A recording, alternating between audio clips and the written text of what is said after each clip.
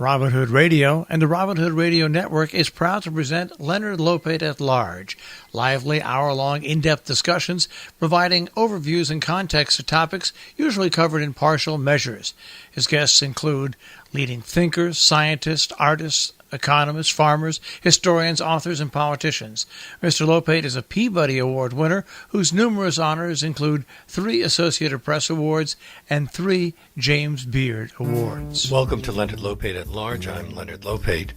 Brian Abrams gives us an immersive chronology of the unfolding politics and an independent, unauthorized examination of a landmark American presidency. The book features on-the-record conversations with over 100 West Wing staffers, administration insiders, legislators, political opponents, and rival campaign managers, and traces efforts to reform immigration rules, pass gun reform, address police brutality, improve the economy, enact health care reform, and much more. It's published by Amazon's Little A. Brian Abrams' previous works are 3 best-selling Kindle singles, Oral Histories of Late Night with David Letterman, the now-defunct online editorial publication Gawker, and the film Die Hard.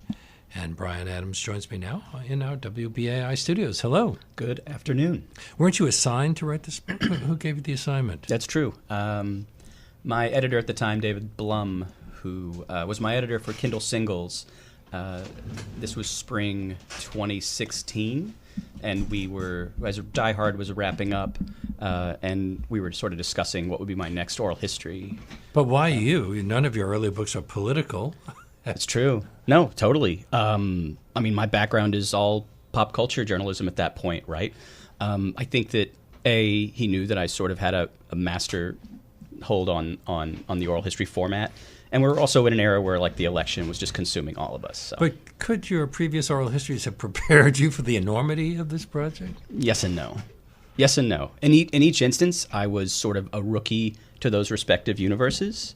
So I went in, like, very wide-eyed each time, which I think is helpful to the project, as opposed to being someone that, might be jaded and kind of know the course through, say, Washington or Hollywood or whatever it may be. And you weren't part of the suspect media in Sure. Washington. How did you start the process? You had to call somebody, didn't you? Yeah. I probably spent the first couple months just reading up and doing homework and trying to figure out the best entry point into Obama world, right?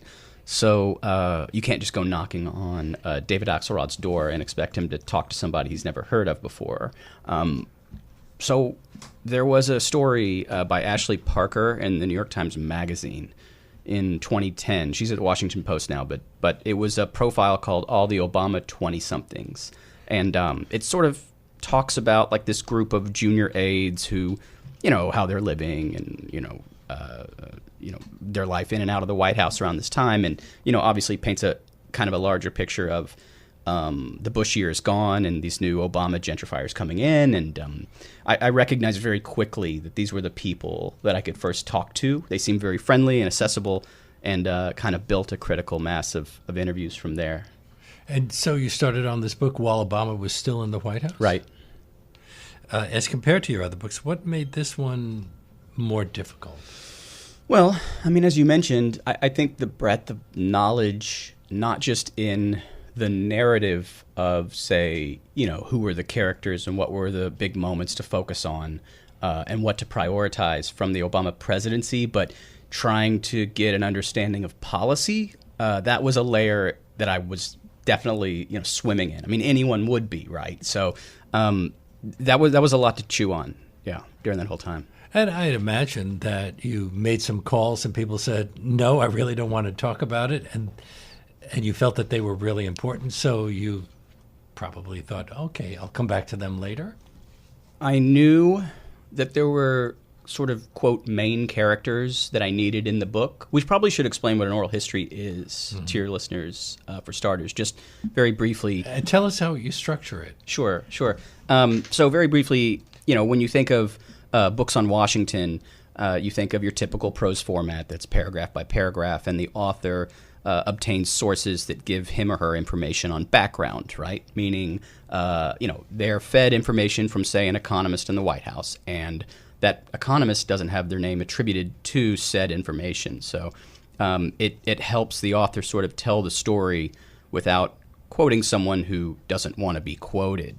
An oral history is essentially, in this case, 112 interviews transcribed, sliced and diced in a way that kind of paints this giant jigsaw puzzle through quotes, and I tell the story of the last decade in Washington through all these interviews. And so their names are attached to each quote, and to get them to speak to you candidly about those moments, let alone get them to speak to you at all, was a huge challenge. Because this is all on the record. Right. And sometimes people don't want to tell certain stories on the record. Right. And so there are a couple tricks that I think kind of helped. It wasn't successful each time, but for those that come across super guarded in their interviews in the book, it's revealing enough on its own. So, but you just report what you did, as you said, you slice and dice. Mm-hmm. So you might have done an interview that took a couple of hours, but it would wind up in chapters throughout the book? Correct. So if I spoke with, right, so let's say I spoke with someone like a Gene Sperling, who was a top economic advisor throughout the presidency, and, we had a very long conversation, an hours-long conversation. He and what we spoke about contributed to moments that I could place throughout. And generally, he's kind of focused in the budget wars that kind of range from the very outset of the presidency with the recession, all the way leading up to a sequester in 2013. So, each character kind of has their own portfolio and where they belong in certain narratives. And it's best to know that going into the interview before talking to them. Did you conduct all of the interviews yourself? Yes, conducted them all myself, transcribed them all myself. That has to be extremely tedious and time-consuming, the transcribing. Yes, I'm 117 years old now. You carry it well. Oh, thanks. The book really is well presented. How difficult was it to sift through and organize so much information? I think, as I tried to do this with each oral history, you do your best at the beginning to kind of structure a timeline.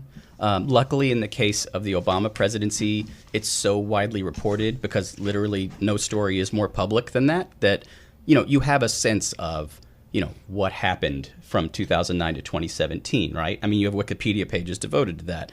But from there and from what you learn along the way, you're constantly shifting your priorities as to what to focus on more, right? So maybe terrorism gets a few more pages because you had an interesting conversation with a legal advisor in the State Department. Healthcare is a no-brainer. That's obviously going to be like a thick section in the book. Looking back, there are storylines that I wish I had prioritized at the outset, and I was also, I was under the gun, timing-wise too, so I couldn't get everything I wanted. But I found things that I thought I'd never get. So could you go back?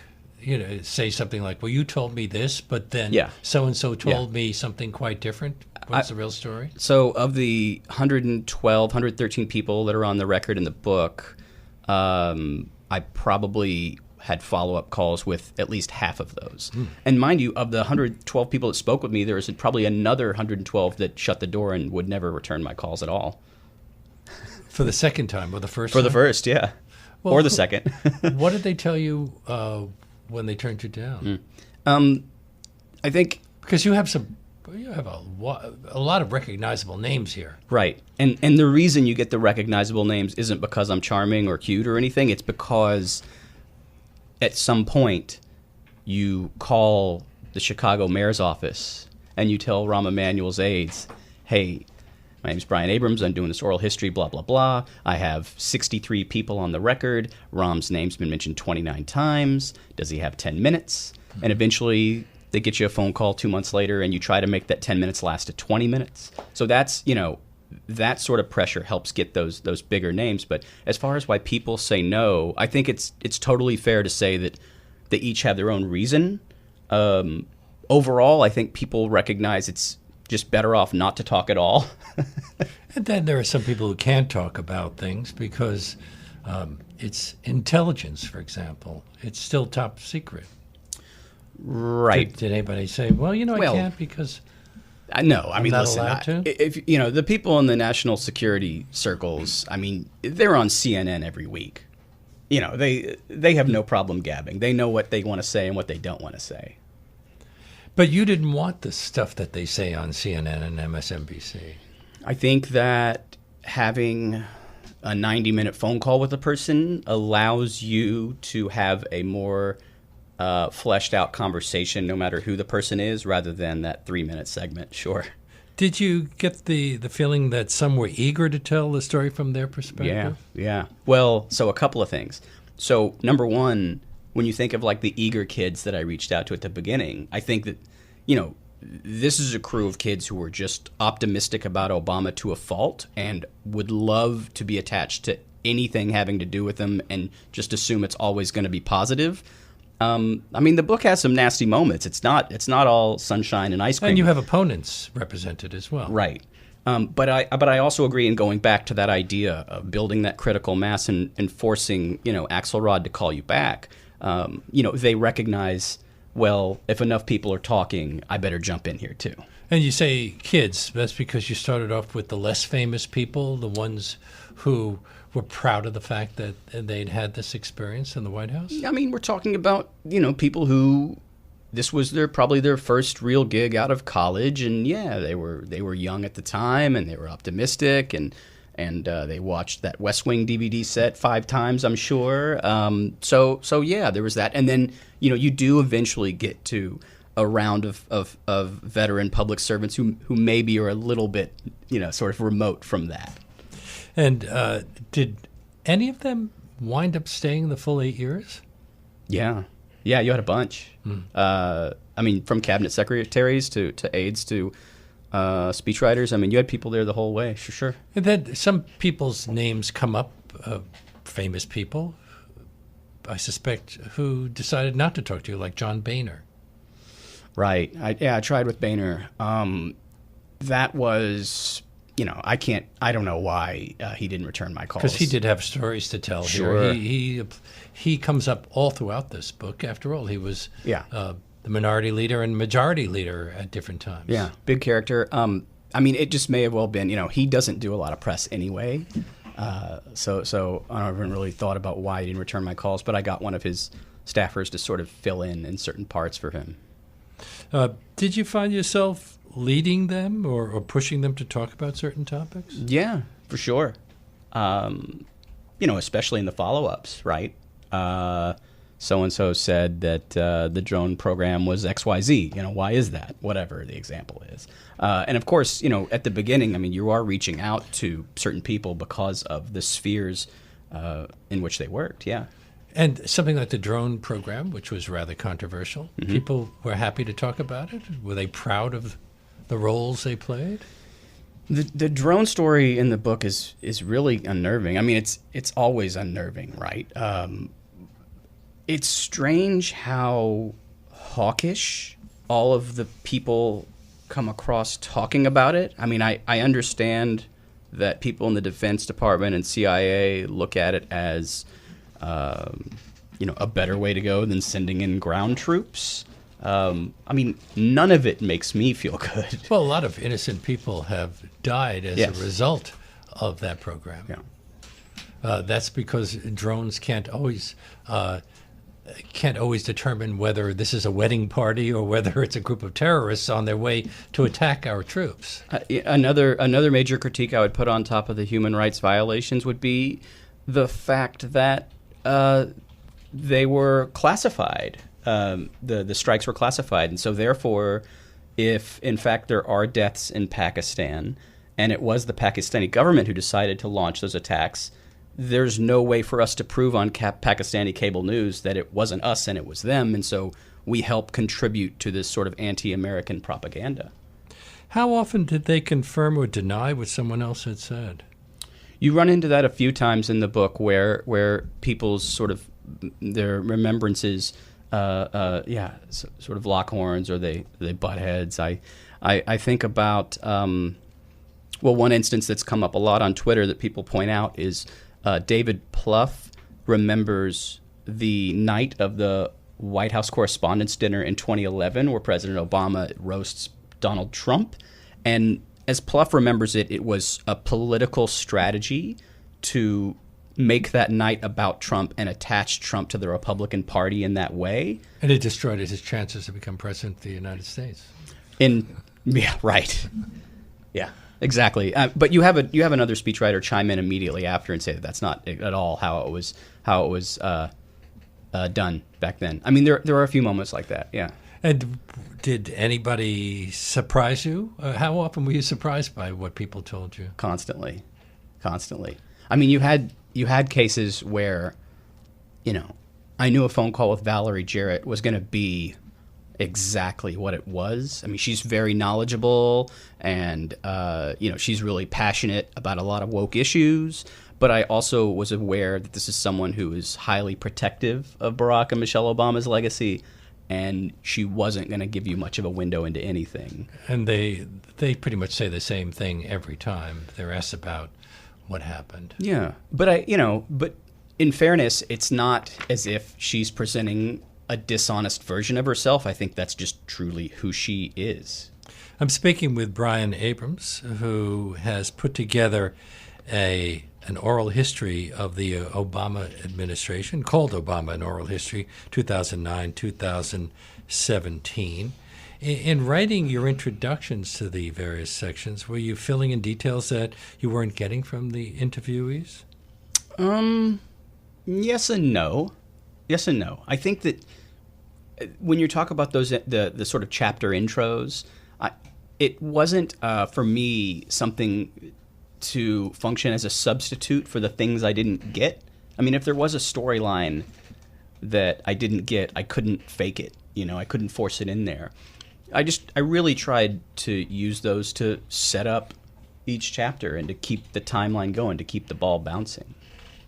This book will certainly be a major source for historians for a long time. How much can we trust what the people in the book have said? That's a good question. So that's a question that I asked myself at the beginning, and we kind of talked about it a few minutes ago. This idea of, after you obtain the access for these people, how do you ensure that the interviews that you have are legit? Meaning, if the majority of the participants in this oral history are people that worked for Barack Obama, how can you ensure that they're not just giving you all fluff? And there were a couple of methods that I used to sort of make that happen. And the one that I think about the most is how, if I just got them to talk about the work, that is, not get them to bloviate about why Obama's the greatest or the worst, and not get them to talk about the cable news fights or the interactions between the Clinton people and the Obama people, and just avoid all the sort of Fire and Fury-esque type soap opera and get them to talk about actual policy. They lose themselves in that, because that was their life and that's what they devoted to, and they found themselves getting comfortable while discussing that. How did you go about fact-checking? Well, we went through a couple of rounds. Yeah, that was a beast for sure. So that was on top of transcribing and everything else. You had to go out and find out whether what they said actually was true, and it was on that day, and it turned out the way they suggested. When putting together, so a couple of things. When putting together, say, like an entire thread from a number of economists that were in the room for, like, the debt ceiling negotiations in the summer of 2011, I mean, you are doing your homework as you go. If you get off the phone with an Austin Goolsbee and he's explaining, what happened this week or that week, then you're definitely looking it up afterwards to making sure that what he said made sense. Not that he's lying, just that you're trying to play catch up. Because also people's memories can be a little faulty, even yes. if they're trying to tell yes. the story correctly. Yes, and so that's what follow-up calls are for. And there's no one I can think of that I hung up with that I thought was trying to trick me. Anyone that at that point was willing to talk to me was just going to be honest. And it was all on the phone? A lot was on the phone. Some in person, but most was on the phone, yeah. Had Hillary Clinton won in 2016, how might that have affected this narrative? Yeah, that's a really good question. It would have had a much happier ending, that's for sure. Well, for the people who are telling the story, there are other people who... Hillary had an awful lot of people who just felt they couldn't vote for her, independents as well as Republicans. It's true. The turnout wasn't there in a few key states, but I mean, if you really begin to break it down, the majority of Bernie Sanders voters came out for her. I think that, I mean, if we start getting in that, fall down that rabbit hole, I mean, you'll soon discover that whatever your pet peeve is for why she lost is probably true. I think there's a number of factors. Would you have included Barack and Michelle Obama, Hillary Clinton, Joe Biden if they'd agreed to talk with you? I never bothered with Hillary because she was too busy, but I definitely wanted to. Biden was a no, and I was in touch with Obama's office throughout the whole thing, and I never asked to speak with them because I felt that they were too large of figures and it would be way too distracting to have their quotes among like a bunch of policy people. Now, I have interviewed both Barack Obama and Joe Biden, but it could not be included in the book because it was before this period that you're covering here. But you want to hear the end of my... Yeah. So I asked Barack Obama, who at this point was talking about his memoir, and who had become a sudden star because of the speech that he gave at the Democratic National Convention. Mm-hmm. I said, as a result of that speech, there's a lot of buzz about the possibility that you might consider running for president. And he said, you know, Leonard, I'm 48th in seniority in the Senate. I'm going to be sharpening a lot of pencils for the leadership, and carrying their briefcases for quite a while before I ever think about running for president. And of course, you know that within a year or so, he declared. That's a cute line, the sharpening pencils. And Joe Biden, I gained all sorts of insight into him for one of his responses to something that I was being a little snarky. I asked him, this was before the convention where Obama was nominated for president, mm-hmm. but Biden was also running. I said, I know it's unlikely that you're not going to get the nomination, Senator Biden, but what will happen if you don't? Will you return to the Senate, or do you have other plans? And he looked at me and said, you know, Leonard, nobody likes a smartass. Did you get a sense of their personalities from what people told you about their interactions with them? Some more than others. You know, again, because, as I mentioned, that I tried to keep the interviews focused on policy, it distanced me a lot from the conversations about, you know, whatever high fives or pickup basketball games were happening. And it was less, and I intentionally wanted to do that. I wanted to get away from the warm and fuzzy stuff. Not that I was not a supporter of Obama. I felt that that's a narrative that I don't want to participate in. But was it difficult at times to remain objective because you are a supporter of Obama? Do you think this would have been different if you had been a journalist who tried to maintain objectivity, or if you had been somebody who voted Republican? I think it actually makes me more credible to admit that I was an Obama supporter. And if you've read any of my oral histories, you'll see that I don't really give anyone a break in it. I mean, I try to weigh it out as mm-hmm. properly as I can. So, no, I mean, I felt really strong about being able to kind of stay remote in that way. There are some names in the book that I didn't recognize, mm-hmm. like Trevor Tim, Terry Juplet, is it? Suplat. How did you find them, and why did you think it was important to include them? So you're referring to the NSA disclosures conversation in the spring of 2013, and Terry Tim was an executive director, or still is executive director of the Freedom of the Press Foundation. And, that was an organization that Glenn Greenwald and a bunch of others who kind of worked with Edward Snowden on the NSA releases. They helped kind of get a series of reports out about that.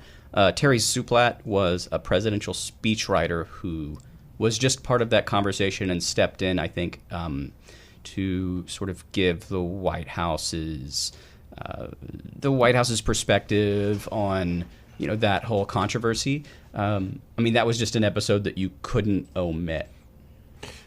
Now, Barack Obama is credited with being a pretty good writer on his own right. Mm-hmm. How many speechwriters did you talk to over the course of putting this book together?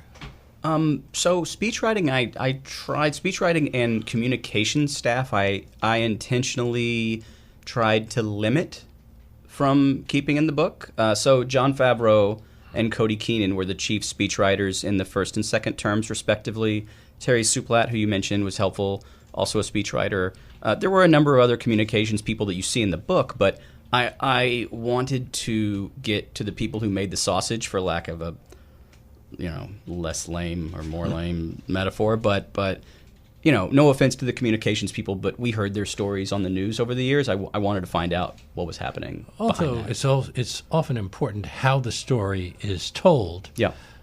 By the people involved, and the speechwriters are shaping. Yeah. What how the president presents himself. Well, there is a substantial conversation in the book after the 2010 shellacking where the Democrats lose 63 seats in the House and I think something like 6 Senate seats. This is November 2010, and I combine in this particular conversation of sort of the supposed communication failure over the first 2 years. There are speechwriters in that, there are communication people in that, there are people of Congress in that, and I was really interested in exploring what, if anything, they thought they did wrong. Jon Favreau, you mentioned, and he not only wrote Obama's speeches about health care reform, A More Perfect Union, and the Nobel Prize speech, but he's also the director of Swingers, Elf, Iron Man, and the Avengers. Right. Is it unusual for someone with such strong ties to Hollywood to write speeches for a president? Sure. You are kidding, right? What? I mean, he's not the same Jon Favreau. You know that, right? He isn't? No. I mean, they get that joke a lot. But I did like Swingers when it came out. I don't know if I'd watch it again. But no, those are two totally different Jon Favreaus. But, You see, I'm learning something new every day. Yeah. Do we know how much of the speeches Obama wrote for himself? I think it depends on the speech. I mean, I did spend time. I mean, I know what I just said about that I avoid communications people, but there are a number of speeches that were worth diving into, and so it seemed like he was very hands-on with a number of them. Well, the reason I'm focusing on speeches to some degree is right now that is what drives the news. If not speeches, it's tweets. But we find out a lot more about what's going on from tangential things rather than from people who actually are discussing serious policy. Right. Well, I think... Is that different? Was it different during the Obama administration than it is today? Yeah, because in the Obama administration, like them or not, there was a far more coherent collaboration between policy shops and communication shops. Whereas here, I think you have like a rogue president who's running around and tweeting and going on the news and saying things that his White House is constantly having to backtrack. You have... Just today, right? You have General Mattis on the TV, touting this McCain defense spending bill, and the day before you have Donald Trump running around trying to figure out ways to passive aggressively insult the dead man. So it's a far different universe, and it's really difficult to make the comparison, or maybe it's easy to make the comparison. And a lot less time was spent by the press during those years in trying to understand what was going on in Barack Obama's mind. Oh, I don't know if that's true. I think that a lot of people were trying to figure out what their game plan was. I mean, just because the policy and communication shops were, on the same page more frequently didn't mean that they were more transparent about what was really happening. I'm speaking with Brian Abrams about his oral history of the Obama years, Obama and Oral History 2009-2017, published by Little A, which is now Amazon getting into paper books that are that actually are sold in bookstores? Yes, actual books that you hold in your hands. Now, whether they're in bookstores or not, I don't know, because Amazon's relationship with brick and mortar stores is not exactly great. But yeah, a few years ago, they launched a couple of imprints and have commissioned authors such as myself. And It's a handsome book as well. I mean, it's really nicely done. Thank you. So they obviously made some kind of commitment here. Yeah, I mean, listen, I know Amazon's an evil corporation, and there's plenty of news stories that demonstrate that. But as far as the people at Little A, I can't say anything negative about them at all. They've been nothing but supportive. We learned from your book that Obama was very upset when Latino group leader Janet Magua, is it? Magaya? Good try. What? No, I mean, good try. Called him the deporter-in-chief. Mm-hmm. But didn't he institute many of the deportation policies that have been kind of extended by the Trump administration?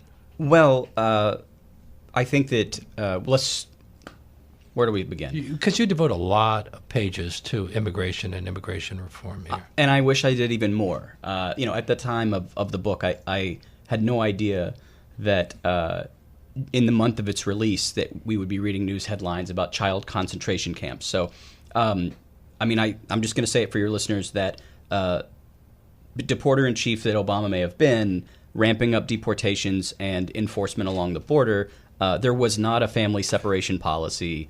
He did not abuse children in these camps. That's false. So whoever does the Obama did it too narrative is false. Let's just get that out of the way now. But certainly the ongoing narrative in the immigration policy, as well as a number of other sort of legislative challenges, you see Obama trying at a fault to reach across the aisle and build credibility with a Republican caucus that never cared in the first place.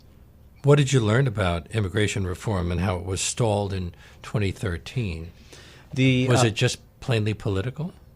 Well, yeah. Well, because a for a couple of long things. time there was, as we also learned, there was the group of 8 that included Republicans and Democrats who wanted to help Latino immigration. Right. So, yeah, since the Bush presidency, there has been this bipartisan coalition in the Senate and in the House, off and on, that has tried to make this happen, and it never reached the top of the laundry list.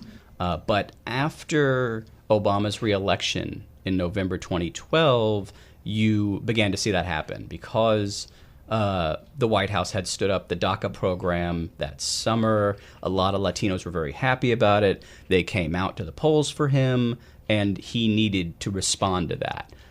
So then they started moving on immigration reform, and events got in the way. But eventually, as you saw, the culmination in the summer of 2013 is when they tried to make that happen. In 2012, President Obama said if Congress were to put the DREAM Act on his desk, he would sign it right away. Right. Now, We're still talking about it. Sure. Mind you that the whole sort of the conflict on the Democratic side with passing the DREAM Act on itself, like on its own, was that you are abandoning a number of other undocumented people who aren't these, quote, best of the best young people that we want to get on the citizenship rolls, right?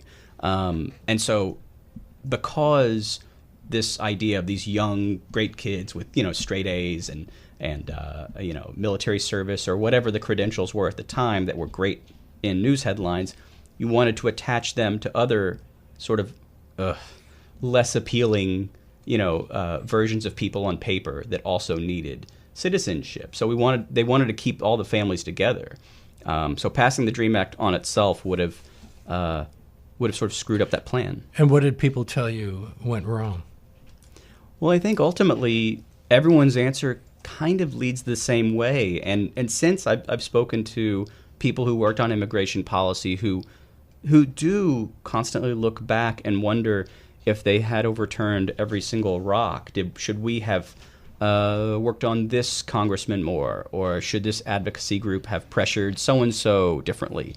But in the end, it all ends up that the majority of the Senate was happy to pass this, but in the House, there was a Republican caucus, the Freedom Caucus, that had a chokehold on GOP leadership and would just not let them bring that bill to the floor. It's all about these Freedom Caucus reps who live in these white rural areas who just don't want to do business. Do you think that a lot of that stuff is lost in the day-to-day press coverage? For then or now? Well, as it's happening, for example, what you get is a lot of the nitty-gritty stuff. We should have talked to this person. Now, we're not aware of that happening at the time, but that really is an important part of the whole process. Yeah, well, I mean, I see what you're saying. I mean, especially today, and as you mentioned earlier, that a tweet will consume a news cycle for 2 days, which is insane. Or a flag at half-mast and then back up and then back down. Right. And then on top of that, you have pundits talking about whether that distraction is intentional or whether it's just Donald Trump having the mind of a child and being a moron. And sometimes it's a little bit of both. But I also wonder about why we focus on certain things and not others. For example, in all of the praise of Senator McCain, Sarah Palin's name has not come up on any of the coverage that I've seen. TV coverage has been very sympathetic to John McCain. And you did get to talk to him, did you? I reached out to every single one of his senior advisors on the campaign. No one wanted to speak with me. As far as the McCain campaign's narrative in the book goes, Joe Lieberman had to fill in for that since he was a surrogate. But yeah, I mean, there's no question that everyone is sort of, I mean, McCain is this like Hemingway-esque character that all the pundits like love to embrace, and it is upsetting that they're not mentioning how he opened the door to this sort of nativist grievance politics, gave it this national platform. And apologized later. But we've spoken a bit about impeachment over the course of a number of presidencies, Nixon, Clinton, now Trump. But I was surprised to hear that John Boehner actually brought it up in relation to Obama's military policy in regard to Syria. What happened there? Yeah, so you're taking us to August, September of 2013, and Assad uses chemical weapons in a suburb in Damascus, kills 2,500 of his civilians, and you have the White House pondering whether or not to use military action, and Boehner sends a memo to the White House that sort of it sort of hints at one of the main articles in the Constitution and about executive powers and whether or not they can wage war, despite the fact, by the way, Congress has not voted on whether or not we wage war since, I don't know, 1941. And also, President Trump was praised when he ordered a rocket attack on the Syrian Air Force in what was that, May of 2017? Yeah, and I've heard from White House alum from the Obama administration that that's probably the move they should have done too. Now, I wonder. Some people have suggested that Obama's problems started fairly early with his priorities, that he just pushed for certain things too soon, and that a wall of opposition went up, and then he had to fight from then on. For example, Obamacare, and then some of the early economic policies. How did things change over the years regarding Obama's first priorities when he took office? Well, first I would say whatever Obama had decided to take on first, say if he had had a larger labor agenda rather than health care at the outset, he would have run across the same obstruction. Like, that wouldn't have mattered. The Republicans made that decision early on. But the Democrats controlled Congress in the first years. Right. So what I think about, and I think what's sort of the popular critique is, again, we elected a Democratic president who campaigned on reaching across the aisle. It's strange because he was such the antithesis to George Bush with, his intellect and he kind of represented to so many of us everything that Bush wasn't, that I think we easily forgot that he may have had conservative views in areas that we didn't agree with. And so in the case of healthcare, taking a draft from the Heritage Foundation, this conservative think tank, and building the structure of the bill from there in the hopes that which would be called Romney Care in Massachusetts. Right. So the idea being to build on top of the privatized industry as it is and just create more regulations to where they have to service all of us, as opposed to something more FDR-like that comes straight from a public institution. Or more like what Canada and England Right, and a many single European payer. countries have. Right. So the Obama White House, and for that matter, Democrats in the Senate, truly believed that they could pick off 3 or 4 Republican senators to come on board and create this bipartisan effort. If you ask them today, looking back, I mean, they'll tell you they should have done a Medicare for all type situation. And that's what some Democrats are pushing for right now, like Elizabeth Warren. Yeah, a number. I would say a majority of the Democrats in the Senate are.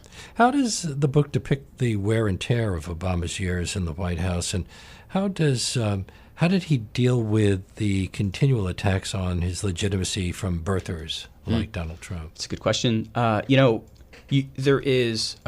are a couple passages in the book that touch on the nativist politics on the right and the birther conspiracy. And, you do hear from people in the White House how, at least for Obama, he wasn't interested in participating in that. And I think that's a pattern you see with him in a number of cases where he was so disinterested in the cable news fights and the sort of dumber conversations that he didn't want to go there. So he wasn't watching television the way some presidents have? I think he had an iPad at night, and he had his reading list. But it is interesting that as the first African-American elected president, that presidency spoke less about race than any president since, I think, FDR. And at the same time, there were studies that clearly showed that, racial resentment had spiked just from his mere presence. It's not bizarre. It's true. I mean, people today want to criticize the White House for being this white supremacist institution that it is right now. And, frankly, we've been a white supremacist country for decades, forever. Obama was obviously very aware of the fact that if he did certain things, instituted certain policies, people would say, well, that's just because he's black. I don't know how many conversations he had that were revolved around that. Because there's been any number of things where he was reticent have come up in criticism of the Obama administration. Why didn't he act faster and more decisively when he learned about Russian meddling in our elections? Oh, that's a good question. Well, it's strange, right? I mean, you talk to, and in the book this is in there too. I mean, there are Obama alumni who wish that they were more aggressive, right? I mean, they'll tell you, like, this isn't games, right? It's playing for keeps. Like, we should have just gone out and given a statement regardless. And it's true. And on the other hand, I mean, history will show, if we make it out of this, how Mitch McConnell was very well aware of Russian interference and decided that he did not want to enter a joint statement. He put party before country. But in the case of Obama, he also seems to have felt that if he was too forceful in discussing this, and it would look like he was pushing Hillary Clinton's candidacy. Well, why shouldn't he have pushed Hillary Clinton's candidacy? Well, I agree. I mean, I guess the thought process at the time, and I don't want to come from a place where it seems like I'm defending them. I'm just trying to sort of remember the interviews from that particular period that, I think the thought process was, if we come out for it, it's going to look like the fix is in and this is fake news and it doesn't matter what we say anyway. He should have done it. You're right. I'm speaking with Brian Abrams, his book, Obama and Oral History, 2009-2017. We learn in your book that the White House Director of Operations, David Cusack, the last holdover Obama staffer to work in the West Wing, demanded that Trump aides who were moving in 5 minutes early on Inauguration Day vacate the space until exactly 11:59 a.m. Was he being petty? Oh, yeah. There was a lot of resentment? Oh, yeah. Cusack, who kind of ran the campus for the last few weeks and helping get everything sorted out and, for the new administration coming in, here he is sitting in the outer oval at what time? 11:55 a.m. on January 20th, and you have a gang of Trump aides walking in there ready to get their desks, and he points to them and tells them to leave. Was it all that different when the Obama people moved in after Bush was leaving? I think no, because that was a graceful transition. I think, and this was as graceful a transition as it could possibly be. There was just clearly a lot of anger in the Obama staff having to deal with these Trump people, and Obama directed them not to behave that way. But I think that the better parallel is the Clinton staffers who removed all the W's from the keyboards from when the Supreme Court decided that George Bush was president in 2001. Yeah. Well, I guess just because you're working on the highest levels of government doesn't mean that you can't be kind of stupid at times. I mean, we all get mad at our bosses. We all have jobs.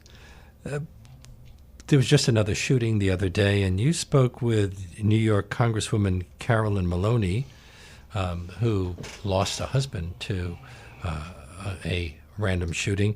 And after Sandy Hook, she said, "When we had 20 children murdered, I really thought that we would pass gun safety laws." What kind of emotions could you sense from people when they talk to you about what has been referred to as Obama's most difficult day in office?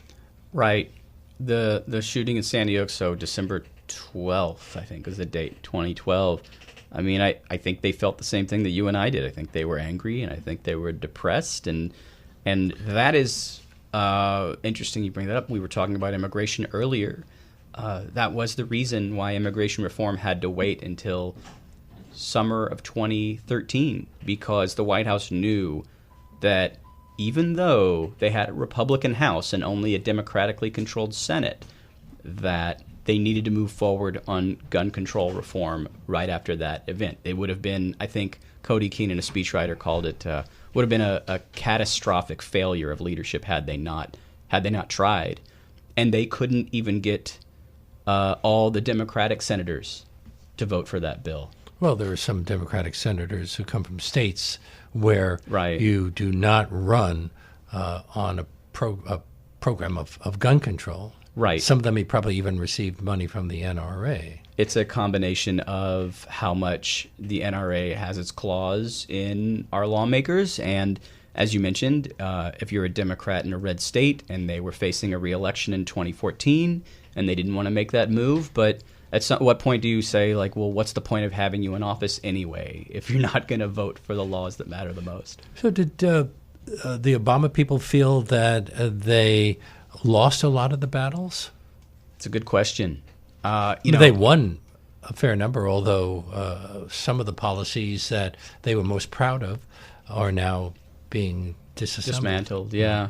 Well, we'll see what happens with a lot of these rollbacks on climate change and see who wins the day in court. I realize that every headline that we see on what the EPA now is trying to do to allow toxic chemicals in our products, or letting power plants, dump whatever they want in the local river, it'll be curious to see how much of that is the press responding to sort of press release type coverage, and how much of that actually happens at the end of this all. How did they react to accusations that Obama had Trump Tower bugged? Oh, I don't even know if... Did that come up? I think my interviews were done by the time that event happened. Yeah, I think I was wrapped up by that point. So it was impossible to cover everything that you might have wanted to in a book of this sort. Yet, how many pages is it? It's 500 pages, but that's probably 40 pages of an appendix and index in the back, and don't scare off your listeners. It moves fast. Are there certain things that you were surprised to learn while you're doing it, and that you think your readers will be surprised to learn from your book? As somebody, again, as I mentioned, who came from a background of entertainment reporting, I actually found myself submerged in some of the nerdier stuff, and how much, as I mentioned before, a budget war or debt ceiling negotiation, or even say like the intricacies of the auto bailout, that once you get access to enough of the people who sat at those tables, how much you can build a sort of a moving and compelling narrative, once putting all that together. I found myself really sucked in there.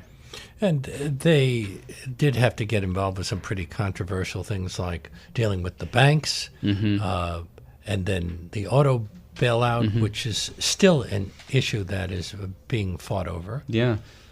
And now with the new NAFTA deal or the scrapping of NAFTA, right? Some of these things are coming up again, right? And so for NAFTA, you had stopped talking to them at the point where Obama is blamed for everything that has gone wrong in the years since. Sure. I mean, I'll say this about NAFTA and just trade in general, that I knew that regardless of whether it was a Hillary presidency or a Trump presidency, that there's a narrative throughout the book on the White House's attempt and the State Department's attempt to, quote, pivot to Asia, the Asia pivot, as they call it, which was this strategy of trying its best to get its resources and focus away from the Middle East and focus on the Far East and try to build partnerships and markets over there, which would have culminated with the Trans-Pacific Partnership, TPP, which was passed in 2015, 2016. And so, that would have been the solution, at least in their minds, and I think it's pretty accurate, to counter competition against China. And so now you're seeing Trump slipping and sliding all over the place, coming up with excuses on how to sort of confront that particular conflict. And he screwed it up by pulling out of TPP on day one, day two. Did the Obama people see Russia as our major adversary, or did they think that China might be because of the economic factors? It depends on who you ask. But I think the reality is that because of the economic factors, China is definitely the one to keep your eyeballs on. When Romney, in the second presidential debate in Florida, and this is talked about in the book, cited Russia as, quote, our number one geopolitical foe. And Obama gave like a really jokey answer about how Romney was like stuck in the 80s. And I think while we look at that now, it seems false. I think it's true. I mean, let's just keep in mind that, Russia has what, like 1/20th the GDP that the United States does? It's a smaller country. The fact that it has a group of hackers coming after us, I mean, that's like almost patriotic for their country to do. But the problem that we have a Republican Party that's so corrupt that won't do anything in response to that, like, that's the issue. Actually, we're going to be talking about weaponized narratives tomorrow on the show. But thank you so much for being on our show to talk about your book. Fascinating book. As I said, it's going to be invaluable for historians for some time to come. Thank you. Obama, the oral history from little a? Little a. You could go to amazon.com/Obama. And that brings us to the end of our show. My great thanks to today's guest, Brian Abrams, to Kiki Valentine, who produced the segment, to Charlie Morrow, who composed our theme music, to Reggie Johnson, who is at the audio controls, and to my assistant producer, Jesse Lent, who makes things run smoothly. Leonard Lopate at Large comes to you on Saturdays at 4 and Tuesdays at noon. You can subscribe to Leonard Lopate at Large podcast on iTunes and by clicking on Robin Hood Radio's archive program site, which is robinhoodradio.com. You can also check out Leonard Lopate at Large Facebook page. We hope to see you next week.